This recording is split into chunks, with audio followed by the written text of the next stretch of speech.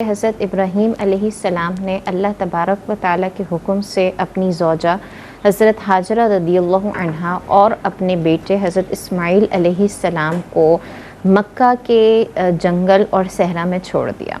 आज जो मक्का हमें नज़र आता है, मक्का पहले वैसा नहीं था, बल्कि वो सहरा और जंगल और बयाबां था। तो बस अल्लाह तबारक व तआला का हुक्म था, उन्होंने सरेखम तस्लीम किया और अपने बीवी और बच्चे को वहाँ पर छोड़कर चले गए। हज़रत हाजरा रदियल्लाहु अन्हा के पास ज़ादेरा बहुत थोड़ा सा था, कुछ ही टाइम में वो ज़ादेरा भी ख़त्म हो गया। अब जो हज़रत इस्माईल अलैहिस्सलाम थे वो उस वक्त दूध पीते बच्चे थे।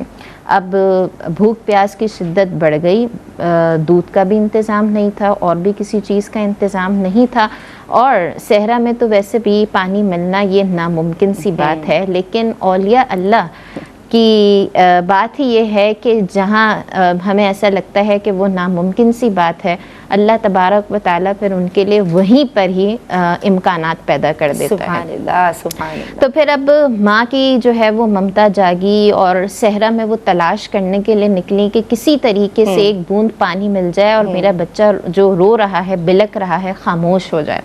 इतने में वो चक्कर लगाने लगी सफ़ा और मरवा के पहाड़ की, वो भी 7 चक्कर उन्होंने लगाए।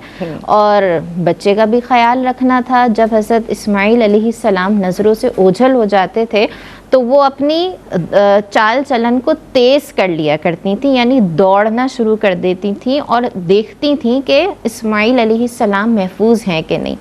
यही वजह है कि आज मीलैन अख्दरैन के मकाम पर मर्दों को दौड़ने का हुक्म दिया गया है। फिर वो दौड़ रही हैं, तलाश कर रही हैं, और हज़रत इस्माईल अलैहिस्सलाम अपने पैर रगड़ रगड़ के रो रहे हैं भूख प्यास की शिद्दत में।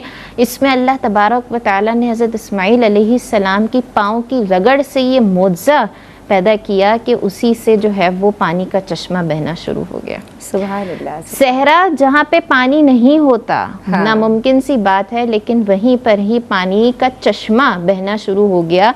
और हज़रत हाजरा रदियल्लाहु अन्हा ने उसकी तरफ इशारा करके फरमाया ज़मज़म, यानी कि रुक जा। रिवायात में आता है कि अगर हज़रत हाजरा रदियल्लाहु अन्हा उस पानी के चश्मे को ना रोकती तो वो इस कदर फ्लो में पानी था कि पूरे मक्का को बहा कर ले जाता।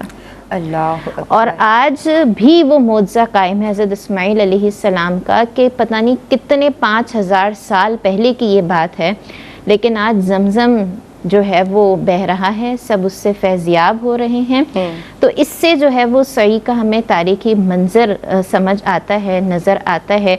इसमें यह है कि अल्लाह तबारक व तआला को एक माँ की अदा इस कदर पसंद आई कि अल्लाह तबारक व तआला ने क़यामत तक के लिए हज और उम्रे का रुकन बना दिया, वो भी लाजमी रुकन बना दिया कि सई करनी ही पड़ेगी। अगर मेरे घर का तवाफ़ करोगे तो सफ़ा और मरवा की सई भी करनी पड़ेगी। इसी तरीके से एक औरत की अज़मत और शान का जिक्र कुरान मजीद में मिलता है कि अल्लाह तबारक व तआला जब किसी को अपना दोस्त बना लेता है, करीबी बना लेता है, तो वो मर्द या औरत नहीं देखता, बस वो तकवा देखता है, वो नीयत देखता है, वो इखलास देखता है।